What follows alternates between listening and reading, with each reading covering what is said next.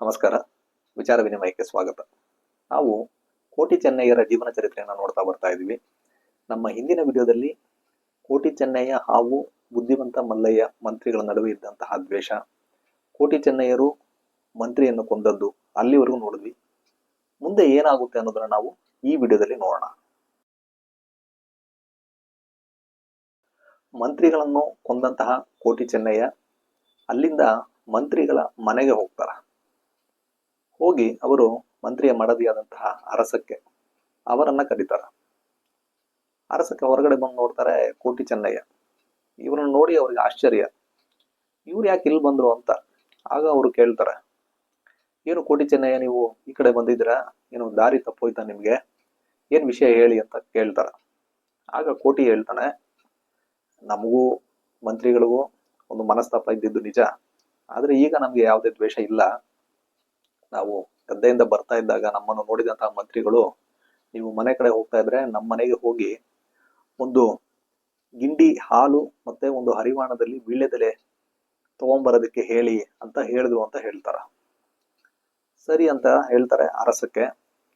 ಆಗ ನೀವು ನಮ್ಮ ಮನೆಗೆ ಬಂದಿದ್ದೀರಾ, ಸ್ನಾನ ಮಾಡಿ ಊಟ ಮಾಡ್ಕೊಂಡು ಹೋಗಿ ಅಂತ ಅವ್ರು ಹೇಳ್ತಾರ. ಆಗ ಇವರು ಕೋಟಿ ಚೆನ್ನಯ್ಯ ಹೇಳ್ತಾರ, ಇಲ್ಲ ಈಗ ಅದಕ್ಕೆಲ್ಲ ಸಮಯ ಇಲ್ಲ, ಊಟ ನಾವು ಇನ್ನೊಂದ್ಸರಿ ಯಾವಾಗಾದ್ರು ಮಾಡೋಣ. ಇನ್ನೊಂದು ವಿಷಯ ಏನು ಅಂದ್ರೆ, ನಾವು ಚಿಕ್ಕವರಾಗಿದ್ದಾಗ ಆ ಪಲ್ಲೆಕಾಯಿ ಆಟ ಆಡ್ತಾ ಇರ್ಬೇಕಾದ್ರೆ ಮಂತ್ರಿಗಳು ನಮ್ಮ ಹತ್ರ ಆ ಪಲ್ಲೆಯನ್ನ ಕಿತ್ಕೊಂಡೋಗಿ ಅಟ್ಟದಲ್ಲಿ ಇಟ್ಟಿದ್ರು, ಅದನ್ನ ಈಗ ನಮ್ಗೆ ಕೊಡೋದಕ್ಕೆ ಹೇಳಿ ಕಳ್ಸಿದ್ದಾರೆ ಅಂತ ಹೇಳ್ತಾರ. ಆಗ ಅರಸಕ್ಕೆ ಹೇಳ್ತಾರ, ಹೌದಾ, ಅದು ಪರವಾಗಿಲ್ಲ, ಇಲ್ಲೇ ಅಟ್ಟದಲ್ಲಿದೆ, ನೀವು ತಗೊಂಡು ಹೋಗಿ ಅಂತ ಹೇಳ್ತಾರ. ಚೆನ್ನಯ್ಯ ಹೋಗಿ ಆ ಅಟ್ಟದಿಂದ ಆ ಪಲ್ಲೆಕಾಯಿಯನ್ನ ತಗೊಂಡ್ ಬರ್ತಾನೆ. ಅಲ್ಲಿಂದ ಕೋಟಿ ಚೆನ್ನಯ್ಯ ತಮ್ಮ ಮನೆಗೆ ಹೋಗ್ತಾರೆ. ಕೋಟಿ ಚೆನ್ನಯ್ಯರು ಮನೆಗೆ ಹೋಗೋದಕ್ಕೆ ಮುಂಚೆನೆ ಅವರ ಮಾವನಾದಂತಹ ಸಾಯನ ಬೈದನಿಗೆ ಈ ರೀತಿ ಕೋಟಿ ಚೆನ್ನಯ್ಯ ಮಂತ್ರಿಗಳನ್ನ ಕೊಂದಿದ್ದಾರೆ ಎನ್ನುವ ವಿಷಯ ತಲುಪಿರುತ್ತೆ. ಅವನಿಗೆ ತುಂಬಾ ಆತಂಕ ಮತ್ತೆ ಭಯ, ಈ ರೀತಿ ಮಾಡ್ಬಿಟ್ರಲ್ಲ ಈ ಹುಡುಗರು, ಮುಂದೆ ಏನ್ ಮಾಡೋದು, ಬಲ್ಲಾಳರಿಗೆ ಗೊತ್ತಾದ್ರೆ ಅವ್ರು ಇವ್ರಿಗೆ ಶಿಕ್ಷೆ ನೀಡ್ತಾರೆ. ಈ ರೀತಿ ಅವರು ಯೋಚನೆ ಮಾಡ್ತಾ ಇರ್ಬೇಕಾದ್ರೆ ಕೋಟಿ ಚೆನ್ನಯ್ಯ ಬರ್ತಾರೆ, ನಡೆದಂತಹ ವಿಷಯವನ್ನೆಲ್ಲ ಹೇಳ್ತಾರೆ. ಆಗ ಸಾಯನ ಬೈದ ಹೇಳ್ತಾರ, ನೋಡಿ, ನೀವು ಮಂತ್ರಿಗಳನ್ನ ಕೊಂದಿದ್ದೀರಾ, ಬಲ್ಲಾಳರು ನಿಮಗೆ ಶಿಕ್ಷೆಯನ್ನ ನೀಡ್ತಾರೆ. ಈ ವಿಷಯ ಬಲ್ಲಾಳರಿಗೆ ತಿಳಿಯುವುದಕ್ಕಿಂತ ಮುಂಚೆ ನೀವು ಬೀಡಿಗೆ ಹೋಗಿ, ಹಿಂದೆ ನಿಮ್ಮ ತಾಯಿಗೆ ಬಲ್ಲಾಳರು ಕೊಟ್ಟಿರುವಂತಹ ಮಾತು ಏನಿದೆ ಅದನ್ನ ಆಧಾರವಾಗಿ ಇಟ್ಕೊಂಡು ನೀವು ಮಾತು ಶುರು ಮಾಡಿ, ಮಾತಿಗೆ ಮಾತು ಬೆಳೆಸಿ, ಯಾವ ರೀತಿಯ ಒಂದು ಪರಿಸ್ಥಿತಿಯಲ್ಲಿ ಉಂಟು ಮಾಡ್ಬೇಕಂದ್ರೆ ನೀವಾಗಿ ಪಡುಮಲಿಯನ್ನು ಬಿಟ್ಟು ಹೋಗ್ಬೇಕು, ಅಂತಹ ಒಂದು ಪರಿಸ್ಥಿತಿನ ನೀವು ಅಲ್ಲಿ ಉಂಟು ಮಾಡ್ಬೇಕು. ಅಂದ್ರೆ ನೀವು ಯಾವ ತರ ಕೇಳ್ಬೇಕಂದ್ರೆ ಬಲ್ಲಾಳರು ಅದನ್ನು ಕೊಡಕ್ ಆಗ್ಬಾರ್ದು, ಆ ರೀತಿಯ ಒಂದು ಪರಿಸ್ಥಿತಿಯನ್ನು ನೀವು ಉಂಟು ಮಾಡ್ಬೇಕು ಅಂತ ಹೇಳ್ತಾರ. ಅದನ್ನ ಕೇಳಿಸ್ಕೊಂಡಂತ ಕೋಟಿ ಚೆನ್ನಯ್ಯರು ಅದಕ್ಕೆ ಒಪ್ಕೊಳ್ತಾರೆ. ಸಾಯನ ಬೈದ ತನ್ನ ಕುಲದೇವರನ್ನ ಬೇಡ್ಕೊಂಡು ಹರಕೆ ಕಾಣಿಕೆ ಇದನ್ನೆಲ್ಲ ಎತ್ತಿಡ್ತಾನವನು. ಇವರು ಕೋಟಿ ಚೆನ್ನಯ್ಯರು ಬಲ್ಲಾಳರಿಗೆ ಈ ವಿಷಯ ತಿಳಿಯುವುದಕ್ಕೆ ಮುಂಚೆ ನಾವು ಹೋಗಿ ಅವ್ರನ್ನ ಭೇಟಿಯಾಗ್ಬೇಕು ಅನ್ನೋದಕ್ಕೋಸ್ಕರ ಸಿದ್ಧರಾಗಿ ತನ್ನ ಮಾವನ ಆಶೀರ್ವಾದವನ್ನು ಪಡೆದುಕೊಂಡು ತಮ್ಮ ದೇವರನ್ನ ಬೇಡ್ಕೊಂಡು ಅವರು ಪಡುಮಲೆ ಬೀಡಿಗೆ ಹೋಗ್ತಾರೆ. ಬೀಡಿಗೆ ಬಂದಂತಹ ಕೋಟಿ ಚೆನ್ನಯ್ಯರನ್ನ ನೋಡಿ ಬಲ್ಲಾಳರಿಗೆ ಸಂತೋಷ ಆಗುತ್ತೆ. ಅವ್ರನ್ನ ಬರಮಾಡಿಕೊಂಡು ಏನ್ ವಿಷಯ ಅಂತ ಕೇಳ್ತಾರ. ಆಗ ಕೋಟಿ ಹೇಳ್ತಾನ, ಬಲ್ಲಾಳರೇ, ನೀವು ನಮಗೆ ಬೇಸಾಯ ಮಾಡೋದಕ್ಕೆ ಗದ್ದೆಯನ್ನ ನೀಡಿದ್ರೆ, ಆದ್ರೆ ಅದ್ರ ಜೊತೆಗೆ ಕೆಲವು ಸಲಕರಣೆಗಳು ಬೇಕಲ್ವಾ, ಅದನ್ನ ಕೇಳಿ ಪಡ್ಕೊಂಡು ಹೋಗೋಣ ಅಂತ ಬಂದ್ವಿ ಅಂತ ಹೇಳ್ತಾನ. ಸರಿ, ನಿಮ್ಗೆ ಏನ್ ಬೇಕು ಕೇಳಿ ಅಂತ ಬಲ್ಲಾಳರು ಹೇಳ್ತಾರ. ಆಗ ಕೋಟಿ ಕೇಳ್ತಾನೆ, ನಮ್ಮ ಈ ಪಡುಮಲೆ ಬೀಡೇನಿದೆ ಇದರ ಎದುರಿಗೆ ಇರುವಂತಹ ಕಿನ್ನಿ ಗೆಂದೆ ಮತ್ತೆ ನೀಲಗೆಂದೆ ಎಂಬ ಎರಡು ಕೆಂದಾಳೆ ತೆಂಗಿನ ಮರಗಳು, ಇದರಲ್ಲಿ ಒಂದು ಮರವನ್ನ ನಮಗೆ ಕೊಡಿ ಅಂತ ಕೇಳ್ತಾನ. ಆಗ ಬಲ್ಲಾಳರು ಹೇಳ್ತಾರ, ನೋಡಿ, ಆ ಕೆಂದಾಳೆ ಮರಗಳು ಏನಿವೆ ಅದರಿಂದ ಬರುವಂತಹ ಆ ಎಳನೀರು, ಅದನ್ನ ಇಲ್ಲಿ ಬರುವಂತಹ ಹಲವಾರು ಜನ ಕುಡಿದು ತಮ್ಮ ದಣಿವನ್ನ ತೀರ್ಸ್ಕೊಳ್ತಾ ಇದ್ದಾರೆ, ಅದನ್ನ ಕೊಡಕ್ ಆಗೋದಿಲ್ಲ, ಬೇರೆ ಏನನ್ನಾದ್ರೂ ಕೇಳಿ ಅಂತ ಹೇಳ್ತಾರ. ಆಗ ಕೋಟಿ ಕೇಳ್ತಾನೆ, ನಮ್ಮ ಬಾಕಿಮಾರು ಗದ್ದೆಯ ಮೂಲೆಯಲ್ಲಿ ಸದಾಕಾಲ ಮಿಡಿ, ಕಾಯಿ, ಹಣ್ಣು ಇವುಗಳನ್ನು ನೀಡುತ್ತಿರುವಂತಹ ಎರಡು ಹಲಸಿನ ಮರಗಳು, ಕಿನ್ನಿ ಕುಂಡಿಗೆ ಮತ್ತು ನೇಲ ಕುಂಡಿಗೆ, ಈ ಎರಡು ಮರಗಳಲ್ಲಿ ಒಂದನ್ನ ನಮಗೆ ಕೊಡಿ ಅಂತ ಕೇಳ್ತಾನ. ಬಲ್ಲಾಳರು ಅದಕ್ಕೂ ಒಪ್ಕೊಳ್ಳೋದಿಲ್ಲ, ಬೇರೆ ಏನನ್ನಾದ್ರೂ ಕೇಳಿ ಅಂತಾರ. ಆಗ ಕೋಟಿ ಮತ್ತೆ ಹಾಗಾದ್ರೆ ನಮ್ಮ ಈ ಬೀಡಿನ ಎದುರಿಗೆ ಇರುವಂತಹ ಎರಡು ಮಜಲು ಗದ್ದೆಗಳು, ಒಂದು ಕಿನ್ನಿ ತುಂಬೆ, ಇನ್ನೊಂದು ನೇಲ ತುಂಬೆ. ಈ ಎರಡೂ ಗದ್ದೆಗಳು ಇಲ್ಲಿ 5 ಸೇರು ಬೀಜವನ್ನು ಬಿತ್ತಿದ್ರೆ 500 ಮುಡಿ ಅಕ್ಕಿಯನ್ನು ನೀಡುತ್ತೆ. 3 ಸೇರು ಬೀಜವನ್ನು ಹಾಕಿದ್ರೆ 300 ಮುಡಿ ಅಕ್ಕಿಯನ್ನು ನೀಡುವಂತಹ ಗದ್ದೆಗಳು. ಅದರಲ್ಲಿ ಒಂದು ಗದ್ದೆನ ನಮಗೆ ಕೊಡಿ ಅಂತ ಕೇಳ್ತಾನ.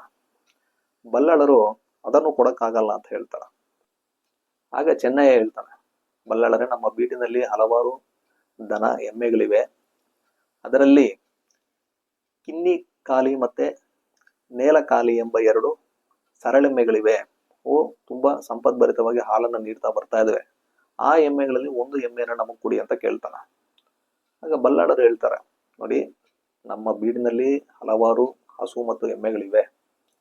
ನೀವು ಚಿಕ್ಕವರಿದ್ದಾಗ ಈ ಎಮ್ಮೆಯ ಹಾಲನ್ನು ಕುಡಿದು ನೀವು ಬೆಳೆದಿದ್ದೀರಾ. ಅವು ನಿಮಗೆ ತಾಯಿ ಇದ್ದ ಹಾಗೆ. ನೀವು ಈಗ ಅದನ್ನ ಕೇಳ್ತಾ ಇರೋದು ಹೇಗಿದೆ ಅಂದ್ರೆ ತಾಯಿಯನ್ನ ಕೊಡಿ ಅಂತ ಕೇಳ್ತಾ ಇರೋ ರೀತಿಯಲ್ಲಿ ಇದೆ. ನಾನು ನಿಮಗೆ ಮಾತು ಕೊಟ್ಟಿರೋದ್ರಿಂದ ದಾಕ್ಷಿಣ್ಯಕ್ಕೆ ನೀವು ಕೇಳಿದ್ದನ್ನ ಕೊಡ್ಲೇಬೇಕಾಗುತ್ತೆ. ಆದ್ದರಿಂದ ಏನಾದ್ರು ಕೇಳಕ್ ಮುಂಚೆ ಯೋಚನೆ ಮಾಡಿ ಕೇಳಿ ಅನ್ನೋ ರೀತಿಯಲ್ಲಿ ಅವ್ರು ಹೇಳ್ತಾರ. ಅದನ್ನ ಕೇಳಿಸಿಕೊಂಡಂತಹ ಕೋಟಿಗೆ ತುಂಬಾ ಬೇಸರ ಆಗುತ್ತೆ. ಅವನು ಹೇಳ್ತಾನೆ, ನೋಡಿ, ನಾವು ನಿಮ್ಮ ಹತ್ರ ಕೇಳಿದ್ವಿ, ಆದ್ರೆ ನೀವು ತಾಯಿಗೆ ಕಟ್ಟಿ ಮಾತಾಡಿದ್ರಿ. ಆದ್ದರಿಂದ ಇವತ್ತಿನಿಂದ ನಿಮ್ಮ ಸಂಬಂಧ ಏನಿದೆ ಅದು ಮುರಿದೋಯ್ತು.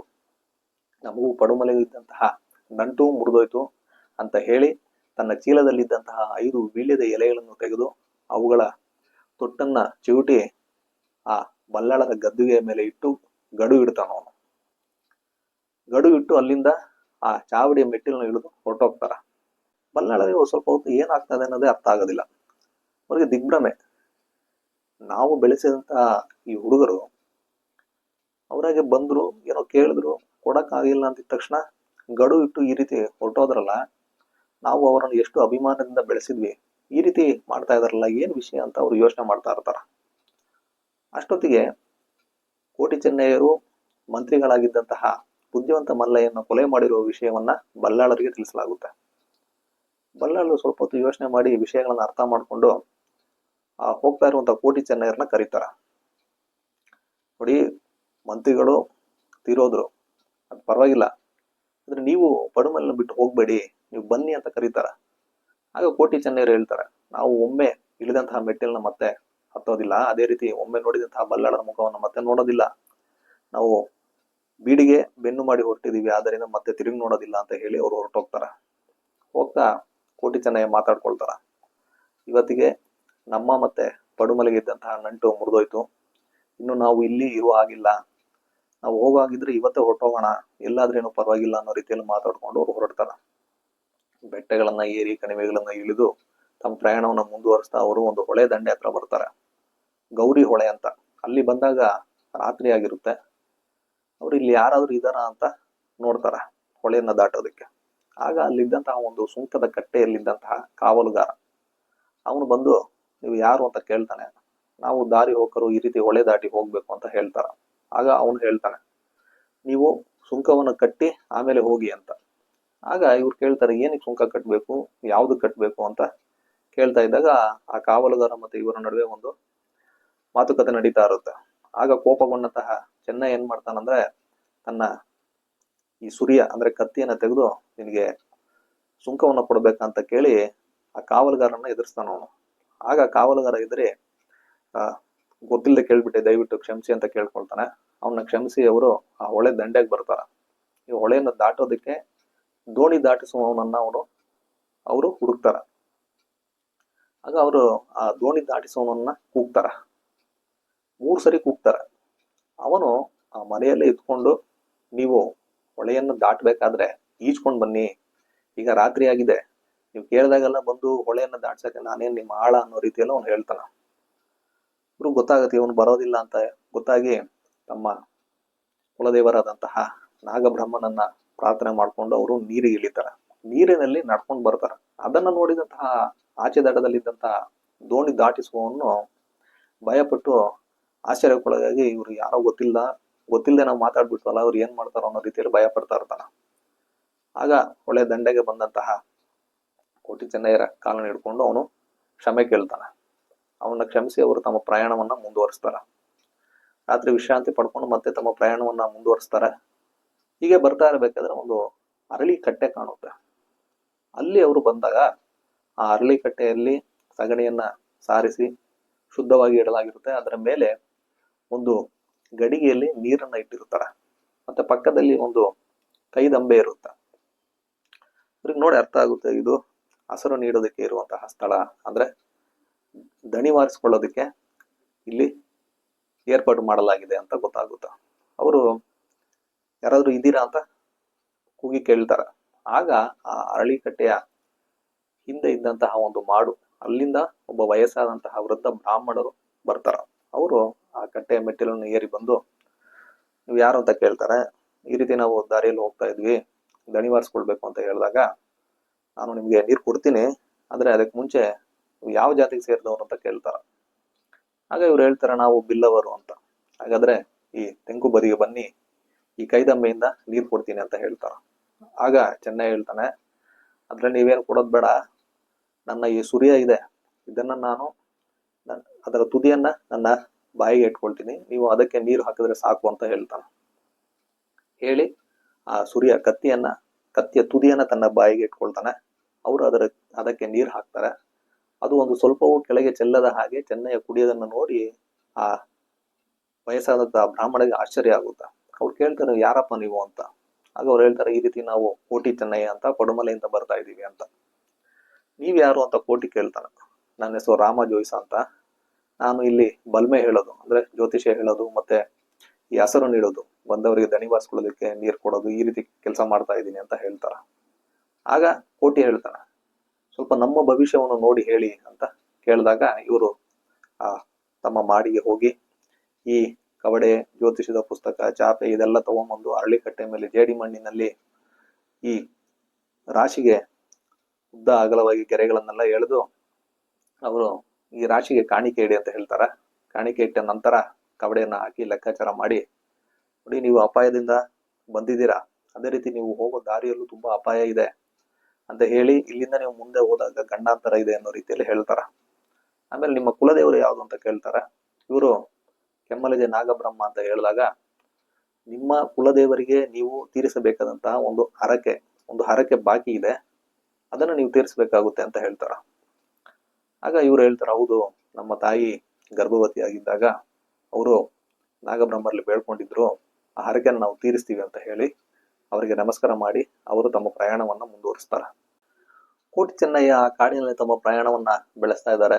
ಅವರಿಗೆ ನೀರು ಕುಡಿದು ಸ್ವಲ್ಪ ವಿಶ್ರಾಂತಿಯನ್ನು ಪಡ್ಕೊಂಡು ಹೀಗೆ ಪ್ರಯಾಣವನ್ನ ಮುಂದುವರಿಸ್ತಾ ಇರ್ತಾರ.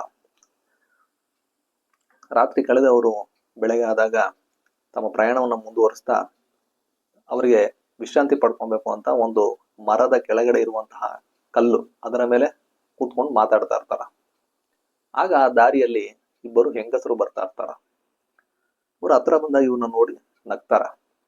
ಅದರಲ್ಲಿ ಒಬ್ಬಳು ಹೆಂಗಸಿನ ತಲೆಯ ಮೇಲೆ ಒಂದು ಎಣ್ಣೆಯ ಗಡಿಗೆ ಇರುತ್ತೆ, ಇನ್ನೊಬ್ಬಳ ತಲೆಯ ಮೇಲೆ ಎಣ್ಣೆ ಕಾಯಿಯ ಬುಟ್ಟಿ ಮತ್ತೆ ಎಣ್ಣೆ ಕಾಯಿ ಕೊಯ್ಯಲು ಬಳಸುವಂತಹ ಬಿದಿರಿನ ದೋಟಿ ಇದು ಇರುತ್ತೆ.